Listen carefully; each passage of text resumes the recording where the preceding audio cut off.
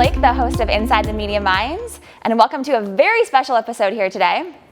I am Stephen Mackey, Chief Creative Officer at W2 Communications and the co-founder here at Notaviva Craft Fermentations. And we are joined by Michael Jarvis, a contributor to Virginia Craft Beer Magazine, which we have a copy of right here. Thanks for joining us. Thank you. So, very special episode here on site at Notaviva, and we're really happy to talk to you today. Really just want to get an idea for some of your background and how you came to be a contributor for Virginia Craft Beer Magazine. So what drew you to it at first? About 8 years ago, I was pouring beer out here at one of these local breweries, and I did it for weekends for a while, and then the beer scene here in Loudoun County really took off, in Northern Virginia specific, broadly. And I think when I started 8 years ago, there was 2 breweries in the whole county. There was like Lost Rhino and Corcoran, and now there's 37 or something. So you could kind of feel it, you could kind of see it going, and I've always been a big beer fan. I like wine, but not as much as beer. And back in 2018, I noticed that there was a lot of places that were changing because the state law had changed, and you could have a brewery co-located with a winery. 8 years ago at Corcoran, they had a winery that they owned that was next door, and if people walked in with an unopened bottle, we had to tell them to take it out. So they have a lot of prohibition laws that are getting fixed in Virginia. It's been a really slow process. But what happened was I started noticing that a lot of people were making these expansions. So you had like Belly Love was building a brewery up at Hillsborough Vineyards, and you had Old 690 was building a whole new brewery, a huge one up in Harper's Ferry, and then Bear Chase was going up, and it was just kind of one thing after another, and then Notaviva added a brewery, and so I hadn't written in a long time. I work for the federal government, so I write really good emails, but what I wanted to do was I wanted to get back into writing, because I used to do a lot of writing for newspapers. And so I just literally sent the publisher, Jeff Mackey, an email and said, I used to write for the LA Times and I want to get back into it. And there's all this activity going on with breweries and wineries up in Northern Virginia, and they could really use the coverage because the magazine, it's based down in central and southern Virginia, so there's a tendency for it to be more of breweries and things in that area. I think nationally, Richmond is an amazing, highly regarded craft beer scene. Absolutely, very good quality, and I think Virginia's, I know it's in the top 20, I don't know if it's in the top 10 for just per capita and breweries and things like that, so it's really become a huge success story. So yeah, I just sent him an email and he's like, sure, what do you want to write about? Well, I was going to do kind of an overview story on all these things happening at once, but they were all so busy trying to get open that they had no time. So I literally, the first story ended up being Belly Love doing a brewery at Hillsborough Vineyards, because it was the same family on both. And then the next one was on Harper's Ferry. And then I got sidetracked. I was going to do something on Loudoun Brewing because I like Phil Fuss down there, and he's a great guy. But he wanted to have his picture on the cover wearing chaps, so that was never going to happen. And then I was going to do a story on him, but I ended up finding that there was a golf cart service in Leesburg where you can go and you pay $7, and you could ride around all day in a golf cart and go from brewery to brewery. And I just thought, this is a great story. And so, the modern booze cruise. Yes, absolutely. It's a pub ride as compared to a pub crawl, so very fun. Yeah. So is that one of your first stories?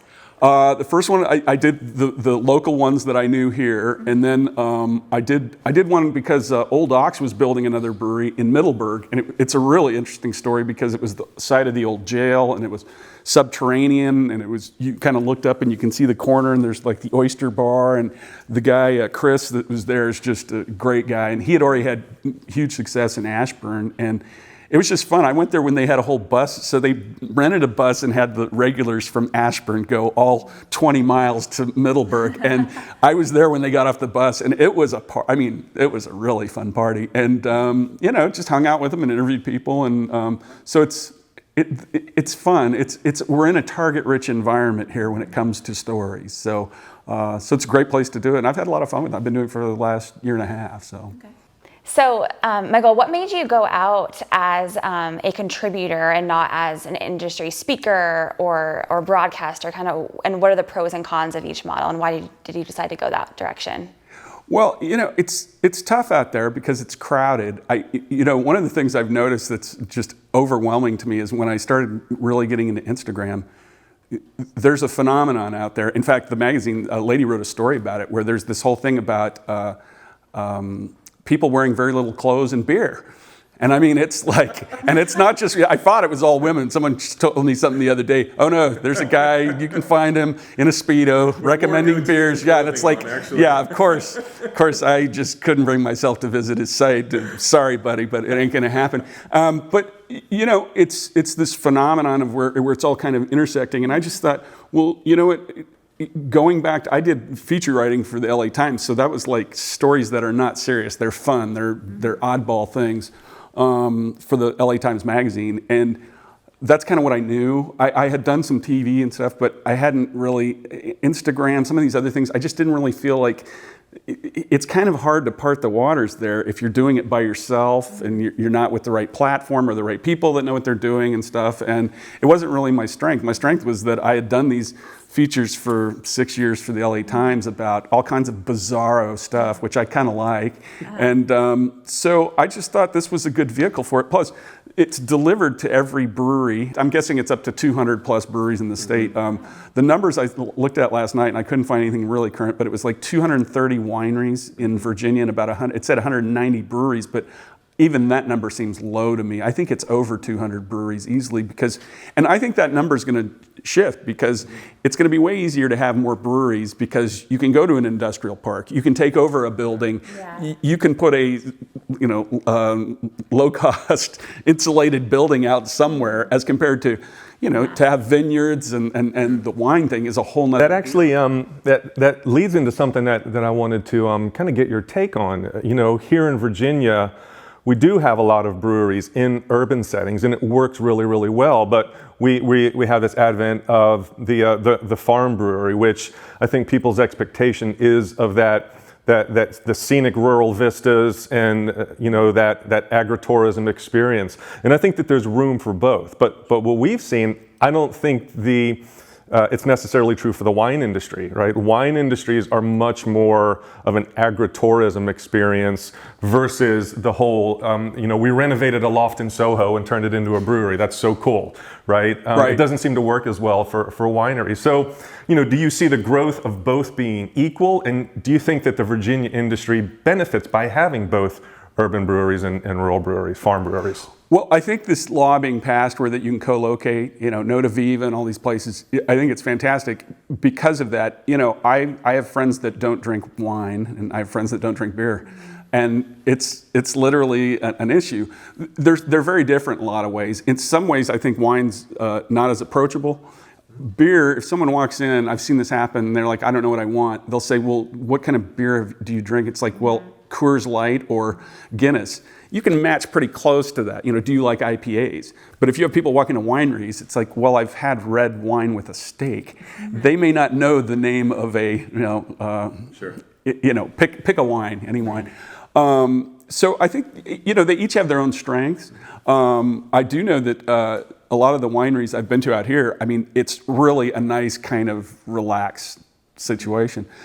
The same with the breweries, but they can be greatly different. And the breweries tend to be, I think, a little more rowdy, a little more, friendly, and I think it's a little bit warmer because with the wine, you kind of have to know what you're doing, I think.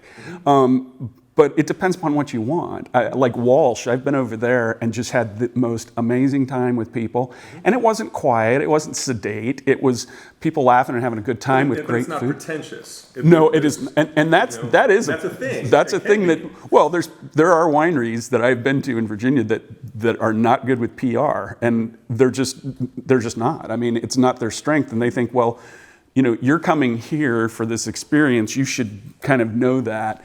And but that's not just, I mean, I've had that with breweries too. They don't have the market cornered on people being kind of snarky or something.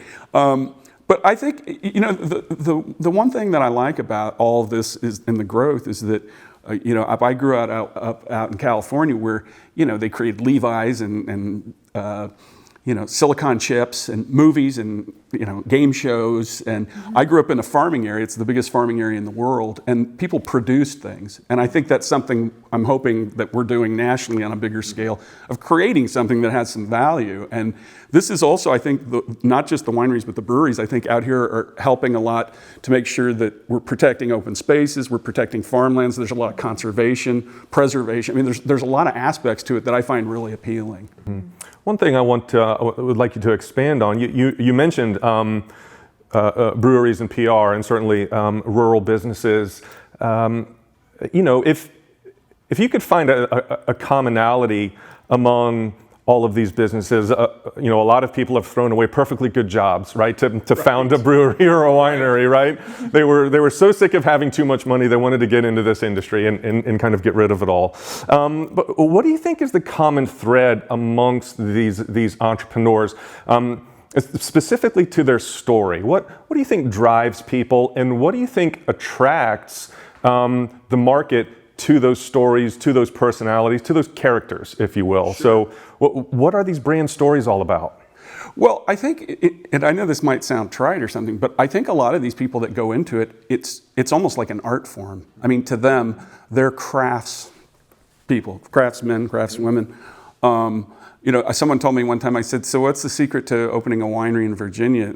And they said, well, it's kind of like, how do you become a millionaire? Well, you start with 5 million, right? You just roll the dice. And there's a lot of gambling. There is gamble involved in this. But see, I think risk taking is part of success. People that do not take risks, really, if you're playing it safe, you'd probably never leave your house, right? But, you can see this in the technology industry. You can see it in just about every industry where that people were willing to take the chance. But it is kind of a special breed. I don't know what it is. And at one point I got together, there was about 6 or 7 brewery owners that were at this event we went to. And it is a little unusual to be around them. And you can kind of sense there's a commonality. To figure out what that line is, for me, it's kind of hard. But, they're a kind of quirky bunch. Sure. But driven, passionate. Absolutely. And it's also, there's a thing about quality. The ones that I know that are successful, and you can watch this, and the ones that have not done as well, sure, some of it's luck and this, that, and the other. But you get people that are obsessed with succeeding on it. It can almost go over the top to the point where it's detrimental to them. And it's kind of like I was talking about earlier to somebody about, well, if you had a gardener and you went to his house and it was like covered with weeds, you probably wouldn't keep him as a gardener. Like you wouldn't want me teaching your aerobics class or something. With no teeth. Right, no. Exactly. But it's like if you don't have good product, the story won't matter. Yeah, you could. Unless you have mechanical rides or something. Sure. Right? Completely off. Yeah, something that's like, some people have said a lot out here too. Oh, well, you're not really selling the alcohol; you're selling the atmosphere. There's some truth to that, but people won't keep coming back if it's not good. Right, right. At W2 Communications, one of the things that we do day in and day out is pitching and trying to connect with journalists. As a relatively new industry, and people that have been successful in other industries but are new to the craft beverage industry, how much do you think these large and small mom and pop shop breweries know about how to pitch a story or a press release? Are you getting pitches, or are you having to go out and find all your own material because people aren't that savvy with their marketing? What are you finding across the industry? I could probably write a story every day. And I'm talking like a 500 to 1,000 word story easily. There's so many stories out there. It's hard to pick which one I'm going to do. Mm-hmm. And you try and kind of tie it to some things. The last one I did was in December, January issue, and it was on Christmas tree lots that were next to breweries, or in the case of B-Cord, a brewery that was next to a Christmas tree farm that has 37,000 Christmas trees. And I like that model. The more I looked into it, there's one down in Noakesville where the guy had been selling Christmas trees for 30 years and decided, well, I'm going to build a brewery in the middle of it. Did you have to seek them out? I did. I went to them, and plus, you've got to have all the pieces to it. And most people are willing to do it, but I can tell you, there's a couple places I haven't done the stories yet because the timing just didn't work, and now they're hounding me. Now they want the story. But I haven't had a lot of people pitch me except for, well, Phil, but that's his thing. And he's been in there, he's had like 3 stories in there before I even met him. So, I think he's had a couple stories in there, but, it really varies. And even the one story I did, it was coming up, it was in October, it was going to be Halloween. And I had a friend who told me, hey, I don't like going to that brewery or that restaurant. It used to be a brewery because it used to be a funeral home. And I was like, oh, that's a great story for Halloween. Right. I mean, so it's more of like figuring out what you don't want to do a story on. And the other thing, to be honest with you, is there's some breweries that are really good and everything's great, but there's really not okay, that's fine. But you got to keep thinking and kind of working an angle. I've been looking at this farm brewery lately that is really pushing them being farm oriented because, you get in some gray zones there with some of these places where they don't grow a whole lot of anything, but they are a hop. But at the same time, I mean, these places are farms that are out in the country. I went to a place, it's called Powers, that is down by Warrenton, that was literally, the lady is a farmer, the guy is the brewer, and it's this fantastic small place that is kind of down near Vint Hill, and that was fantastic. And then I went after there and so that was like the whole rural scene, but it was very comfortable and quiet and off a beaten path. Then I went to Old Busthead, which is, that I would call it, even though it's not in a city, that's a pretty big brewery that's got everything going. There's food and music and a full barn, the whole thing, and there's a winery next to it, and there's a cafe, and I mean, it's kind of just a whole scene. And, I like them both. Charlottesville, I've been down there a lot, and I've got some relatives down there, and there are so many good breweries down there. And really, if you go out toward Afton, when you start getting up there where it's like, Nelson and Wolf, and there's all these breweries, it's hard to choose which one to go to. There's so many good ones. Yeah. So, yeah, the magazine only comes out every 2 months, and so it makes it real. I'm getting really pretty full. Well, and I'm pretty much north of like 50 or 66, and I'm really trying to push as much as I can in Loudoun County because it's become such a destination for people, not just in Virginia, but Maryland and West Virginia and everything else. So it's kind of it depends. It kind of depends. You must have fun though going around to all the different locations and kind of exploring and thinking in that reporter mindset. Oh, I do. It's interesting. And the one thing I found is that almost everybody I've met that owns a brewery they're interesting, and you have to be a pretty nice person. I mean, same with, I think the wineries are even the same way, but I just think people... It's about authenticity and conversation and establishing rapport. And, absolutely.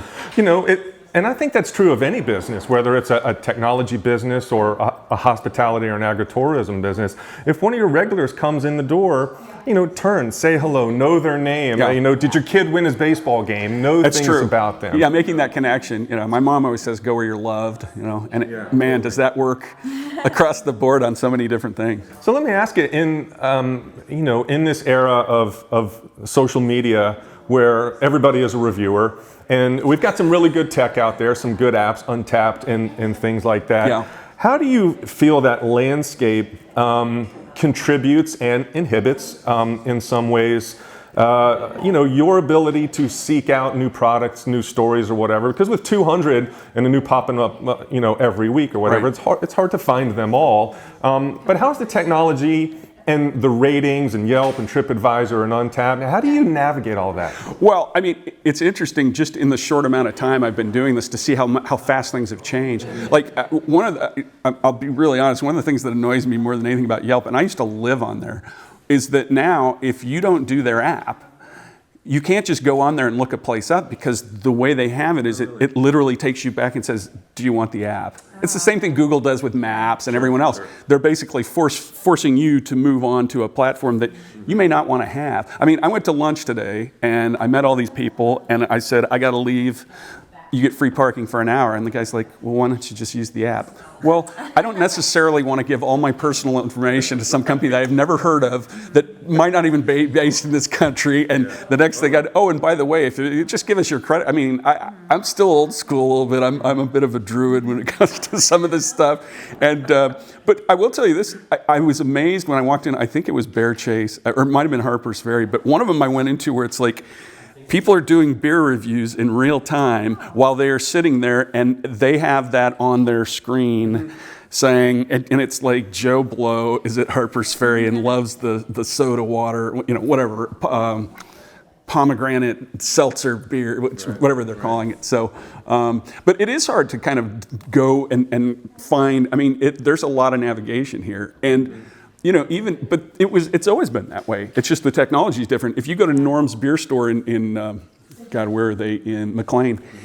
It looks like a small place, and you go in there, and there are literally probably 400 to 500 beers. And it's like, and it's kind of like, okay, well, that's an interesting label, or that's a great flavor. But is it necessarily something I want to pay $12 for a six-pack or $7 for a large bottle? So it really kind of depends. But I do think that you can kind of find your own way for what works. I do most stuff on word of mouth. Even the stories are on word of mouth. If people say, "Oh my God, they have the best beer," you've got a nose for the story, but you can feel the buzz and just hear what people are saying. Yeah. I don't know how many people have come out here, but I've told a lot of people that I really like Notaviva's beer, and we appreciate that. I just do. I always get I thought it was a winery. I said, well, it is a winery, right? So you get that, but it's tough, and there is a bit of you eventually kind of overwhelm. There's a bit of overload here because there's just so many beers. A lot of buzz around it too. Absolutely.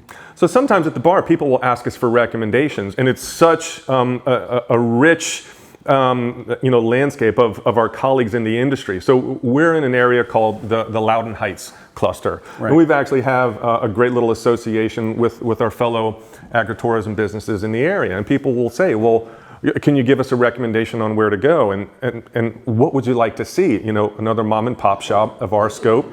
Loudoun's largest winery is 3 miles from here. Right. We've got another winery brewery shop. You almost get to base your recommendation on what haven't they seen, or a type of wine that they want to have, and then you can tell them kind of where to go. But there's so much diversity in this valley. It is a great, rich experience for people. Well, and the other thing too is that, like, for example, that story I did on the place that used to be a funeral home, the kitchen over there, the tap room in Lovettsville, they have a phenomenal selection of beers, and they're mostly all Virginia. Monk's Brewery has an amazing selection of beers, and they're all Virginia. They don't serve anything else. So it really depends upon what you want and what you're interested in. But if it's people visiting from out of state, they can get Budweiser, right? Yeah, right. They don't really.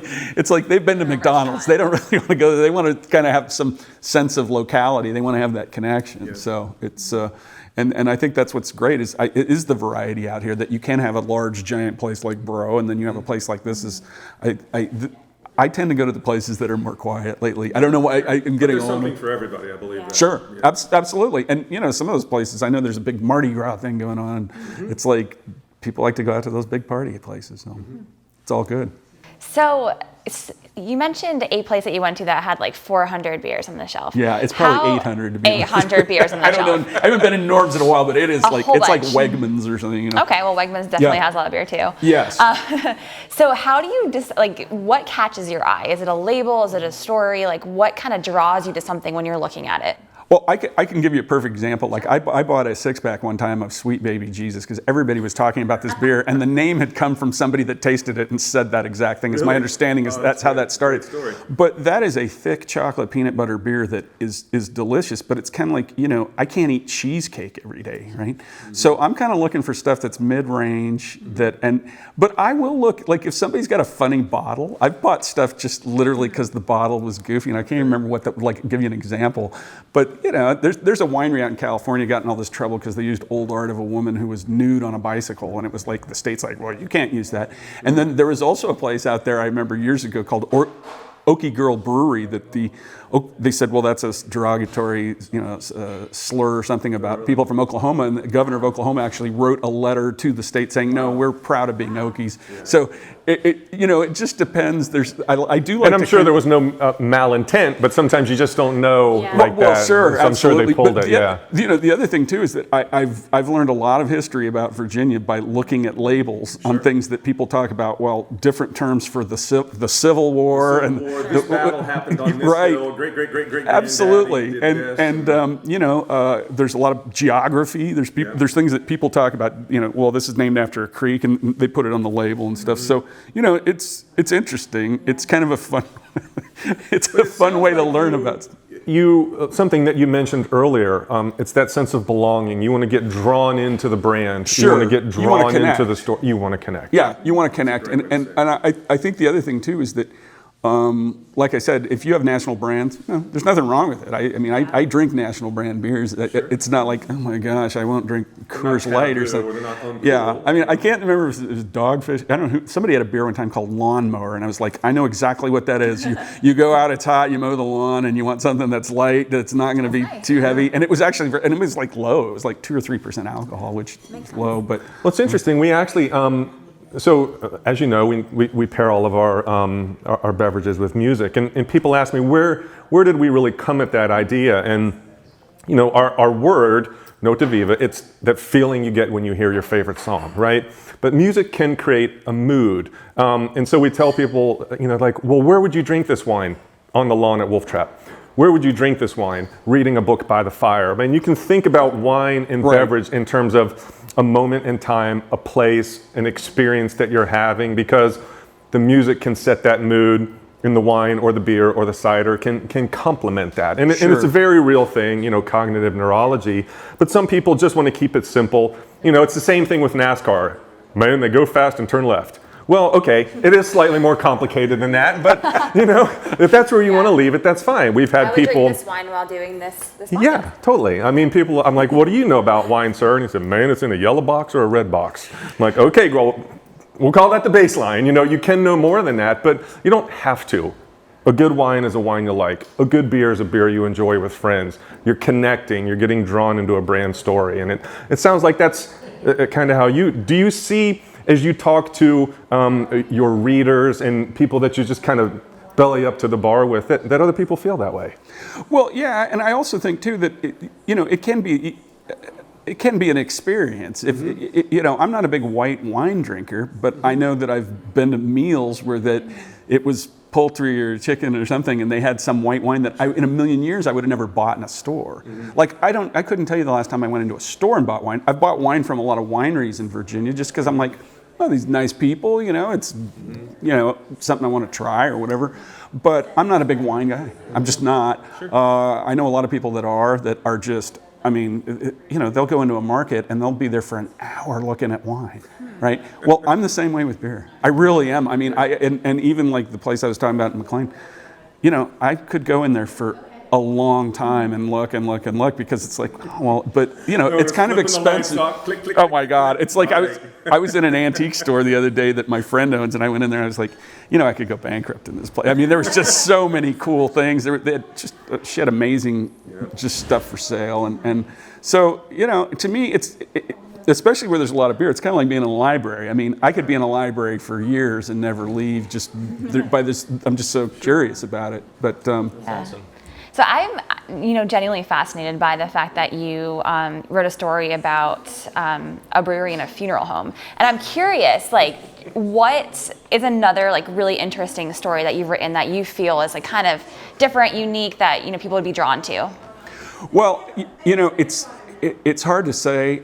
I will tell you that every day I hear something different. I'm thinking I won't tell you what I'm working on. Okay. But I'm interested. But. It's really kind of hard to say. There's stories that just kind of tell themselves. The fact that was a funeral home, that my friend had gone to 100 funerals in that building. He just said, I just don't feel right going in there and drinking. So it was going at it from the angle of, all right, well, here's kind of it's kind of a collision of what something used to be, reuse, revitalization. I think a lot of it, I'm really in admiration of the people that are willing to put the money on the barrelhead, no pun intended, and roll the dice, because it's gotten really competitive here, and it's gotten really competitive in the country, just in general. And I think people have to kind of chart their own course, and they find what works for them. And that's the same with anything. That'd be the same if it was a grocery store. Or I always say people opening a bakery. It's a huge amount of risk, but risk is kind of what determines the amount of success you have. And But it's cool. It's like reading an autobiography, or one of my favorite podcasts is on NPR, How I Built This. It's like you want to talk to the CEOs, talk to the owners, the creators, and really figure out like what went into the process. And there's a lot to that. And you're exactly right, because there's a lot of process. I mean, everybody I know that makes beer wine, it's always the same thing. It's like, and they know every single piece to it, just like somebody who plays golf can tell you, on the fourth hole, I hit it. They know exactly that. Left. Absolutely, and it was like, the big pine tree. Well, I was over there by that. But the Wall Street Journal's been doing this really interesting, I think they've done like 10 of them this year, and it's all on how did someone create a song. So like the one I just saw was Huey Lewis, and it was fascinating. They interview all the people that were around the song. Why did it happen? And this was like a song for Back to the Future, and he didn't want to sing the song called "To Be Back." Like how they even came up with the name for the song, and then it goes into the technical aspect of it. And they've done this on a bunch of songs that were hits, and I just love seeing that kind of the collaborative process, not to mention the creative process, where you just kind of see where the layers. How the creative mind takes all of those various inputs and can weave through all of that. Comes right There's out. a little bit of chance and a little bit of chaos involved in it. Yeah. And then somebody follows their instinct and can do that. That's amazing. Well, and it's I imagine you must be seeing parallels to that when the difference between making beer and wine. Like you were a home brewer for how long? Like 10 years? Well, when we were when Notaviva started to gain momentum, and I would tell our story at the Romantic Whim, Leap of Faith, our background in the music industry, and telling that story, I always did, and you mentioned this earlier, I've always approached my fermentations, now my wine and my beer and my cider, from the artistic side. But as I look back over all of my careers, they've been left brain, right brain. Mixing a concert, you have to have technical prowess to execute your artistic vision in a nanosecond, because there's 70,000 people screaming, a lot of money, and it's loud and all of that stuff. But you see what's happening on the stage and you want to make an artistic change, and then there's 1,000 knobs to turn, which is the right one. Winemaking and craft beer is very, very similar. You have an artistic vision for what you want to do, but then there is technical execution. It's food science, it's biology, it's having a healthy fermentation, it's temperature, it's pH, it's all of those things. But it is an artistic creation. And I think that helps with the connection that you keep going back to. People are a lot more willing, I think, to connect with art than pure bits and bytes and technology. It's a lot more fun to tell someone, I envision you drinking this beer, sitting on a beach in Puerto Rico, like our Luquillo IPA, my first IPA, versus saying, yeah, I cleaned the tank with PBW and stuff. And you just lose people. They want the story. They want the story as compared to the process, especially if it's highly technical, right? Yeah. But do you ever turn it up to 11? Man, I was born on 11, That's the reference to what is it, Spinal Tap? Spinal Tap. Well, we were actually, we kind of took a year off at Notaviva, and so we were going to skip our 10th year anniversary, and so we're going to celebrate an 11-year anniversary. I like that. Notaviva goes to 11. Well, and there's so many different ways that people can market things. I went to an un-Valentine's deal the other day that Belly Love did, and it was hugely successful. And it was, I think one of the bartenders there came up with it, and it was just fantastic. And it was for people that are just so sick of Valentine's Day, they wanted to go somewhere, and there were some people there that didn't have anybody else to be with, or they didn't have a Valentine or whatever. Pressure and that weirdness. And I'm seeing a lot more of creative stuff with the breweries, I think, than versus the wine. But the wineries do some interesting things too. But I have seen more things tried in these breweries, whether it is trivia's huge, karaoke's huge. I mean, some of these. I taught a fitness class in a Old Docks. You taught a fitness class in Old Docks? Was it the one in Ashburn or the one? There's yoga in tasting rooms. There's goat yoga in tasting rooms. Yoga, there's yeah, people love it. I mean, they'll do a fitness class at 10 a.m. and then have a glass of beer after. Mm-hmm. Yeah. I think that's great. I mean, I think that's the trick too. Is you got to keep trying. People are not going to beat a path to your door. It's a double-edged sword. Even if your beer is the best in the world, if it's not a fun place to be, people aren't going to go, or they will get the beer to go if they can do it off sale. Just the same as, there does have to be atmosphere, and so I think that's what I'm constantly looking for, is finding an interesting place. I went to this Two Silos place down, is it Manassas, I think it was. Oh my God, they had igloos that you could go in and party. Yeah. Igloos. Plastic igloos you can sit You could go, not the frozen ones. Igloos. They had ice rink for kids that was right next to they had great bands and the whole place. It was like I was blown away. I mean, it was like it was just fantastic. Yeah, it's more than just the beverage; it's the experience. Yeah, absolutely. So is it true that you were on the Larry King show? I was. This was about. It was about 13 years ago. This would have been 2007, and I was running communications for the state fire agency in California. So I was the deputy director, and it was so crazy. It was like 10 days of fires, as they have in Southern California. And for whatever reason, the governor couldn't. People were busy, and so I had to pinch it. I mean, they essentially said, "Well, then you're going on." Wow. And I was like the third one on the show, and so you're sitting there and you got the earpiece in, and I'm out in front of like some neighborhood that's just been like wiped out, and they're talking to these fire chiefs, and I was not a firefighter. I was a communications person, so I did like press releases, and I worked with chiefs and got people. I was more like a coordinator and things like that, and worked on the website and public notification, all that stuff, stakeholders and all that. But really the first responders were the ones that we wanted to get on TV because they could tell the story better than anyone else. And so the two guys that were in front of me were both fire chiefs. I think one was with like the Forest Service, I can't remember, and then another guy.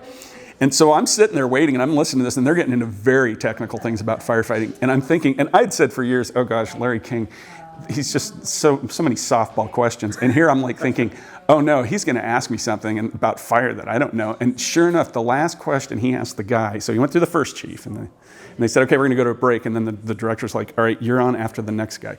So then he's talking to this chief and they say, we're not gonna go to a break, we're gonna go right to you after this chief. And the last question he asked this chief was, Chief, why do horses stay in barns when they're on fire? And I'm like, oh no, this is not happening to me. Like, he's gonna start asking me, I know, and he's like, I think that even the chief kind of looked at me like, and he goes, okay. And he says, now we're gonna go to Michael Jarvis, he's the communications director for California. And Michael, I was like, oh gosh. And it's, and I said, hi, Larry, thank you for having me on. And he says, so what do you do? What is your job? Well, I mean, I had spoken so many times on TV or in public and stuff where I literally had this whole thing down that was like 4 minutes that I had it memorized. So I'm talking to him. This actually happened to me. Talk about out-of-body experience. I'm talking to him and thinking in my head, oh, thank God he asked me this question. Because if he would have started saying, what is a blue flame on a house? Because there were so many things. But it was brutal. We were down there for 10 days, and I tell you, it was some crazy stuff, and a lot of firefighters got injured. I mean, it was tough. It was a fire siege, they call it, and they had, I think, 7 incident command teams, which is like the feds bring in 7 teams and like have to manage it because it was like, I think they evacuated like 700,000 or 800,000 people in San Diego alone. So, and there was no power, and I mean, it was just a mess. And that's still going on. It's still going on today. But I did learn something there that is kind of applicable here. Is that these firefighters, they get trained, and one of the things they teach them is you have to be at your best when things are at their worst. And it works in every situation. I mean, it works when you're dealing with your kids. It works when you're writing a story and it gets lost on the computer. You just have to go, oh, okay, I'll do it. But Larry King, that was a doozy. That was, and thank God he was nice to me. And then after that, he was so complimentary. Oh, you're doing a great job out there. Oh, that's cool. Yeah, so it all kind of worked out. So you you probably have edit the heck a really out of this. interesting background. Oh, if you only knew. Let me ask you one more before we wrap up, and thank you so much for joining us. Oh, thank you for doing it. I think this is amazing. Great. If you could, sum up your experiences, and if you could look through the lens and speak to that new craft beer entrepreneur and give them one marketing tip from all of your years and things that you've seen, what would you tell that person? What should they focus on? Well, I'm always amazed how much free media people get by putting things in a calendar in a newspaper. If there's a newspaper in your community, the ones in Loudoun seem to list a lot of things. But also, I've had people tell me about something that I thought was so obvious that no one knows about it. So there does have to be some type of outreach. You can't just think that the world is going to come to your door because you have good beer, you have good wine. But also, I know people that have used social media like they've done it like masters. because they kind of get people interested, or like, hey, keep an eye out in 2 weeks, we got this coming down. And I do get a lot of stuff. I mostly use Instagram, and I follow a lot of breweries.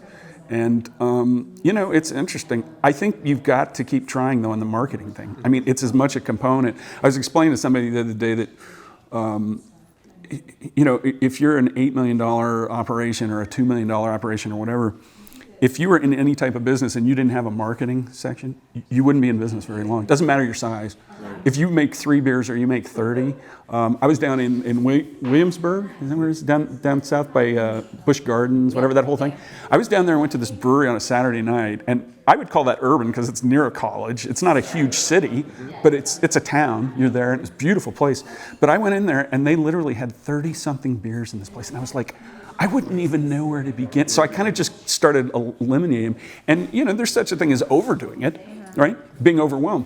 But at the same time, I kind of saw what they were doing because they had a local college group that was coming in all the time, and they were willing to try everything. So I think if you're willing to give it a shot and you're going to go and roll the dice, I think if you have a diverse product and you make sure that people know that you've got what you've got, I think most will be fine. I mean, most people that get into making beer, most know what they're doing. I've found very few that didn't.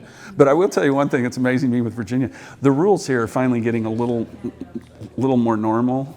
Because where I grew up out there in California, I mean, you could pretty much make it in a bathtub and pump it out the window with a garden hose. And as long as you had a sanitary certificate and a tax account with, I don't think they cared. I mean, it was so loosey-goosey out there for a while. I don't know what it's like now, but it just seems like here it's like finally kind of getting where that, okay, sure. we get it, it's not the end of the world and stuff. So it's great, and it's an exciting place to be right now, Virginia, just because of this, because just the huge growth of the beer and the wine industry, and cider too. So seems like there's a lot around engagement though. Like I see like Facebook events and just people tagging things everywhere, and there's so much engagement, especially with millennials and then Gen Z and all the people that are becoming the age that people go to breweries and bridal parties and everything, and it's a lot of engagement, I think, in this area around it. It can be a bit overwhelming. Yeah. And you know what?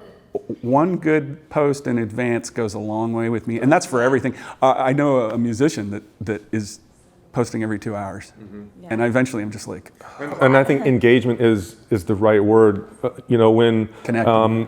When small businesses, whether it is craft brewing or in the technology space, my number one rule, like if you don't have a huge marketing budget, what anybody can do, regardless of your marketing budget, is be responsive to your customers. And so that engagement, that dialogue, that communication is so critical. Social media makes that easy if you're paying attention. If every night you're diligent about going to your inbox, you're sending us great things on Instagram, and I'm writing you back, thanks, and stuff like that. Because, again, what we've learned in our work in digital marketing at W2 is that you have to understand a little bit about how these social media algorithms work. And if someone's just doing a thumbs up on your post, it doesn't drive as much presence on other people's feeds as it does as a 1 or 2 or 3 sentence comment that somebody else puts a comment on. That's how these social media algorithms know what to surface, and that all comes down to, again, cannot overstate it, having a great story that people care enough about to engage and be timely on, and then technology will take care of it. Yeah. Well, those are all great points. Another one is consistency. Yes. I like seeing patterns. I like seeing, I know this is going to be reliable. You kind of get it, and then sometimes you throw people a curve on that. And I just put fun stuff on Instagram, but I haven't even promoted my own stories there. And in fact, these guys have actually promoted, I think, 1 or 2 of my stories on there, and it's nice. Years ago I wrote for Baltimore Magazine, and I could not believe that they wanted a picture of me, and I was like, what is this? And it was because I'd written the story, and then they put me on the inside, and it was authors and what they were writing about in that issue. And I think even just recognizing people in person, right, on social media, whatever. The other thing too is that there's a lot of people that do breweries and think they can do it all by word of mouth, and it does not work. And whether you need to get somebody to create something for you, to go online, that's a huge deal.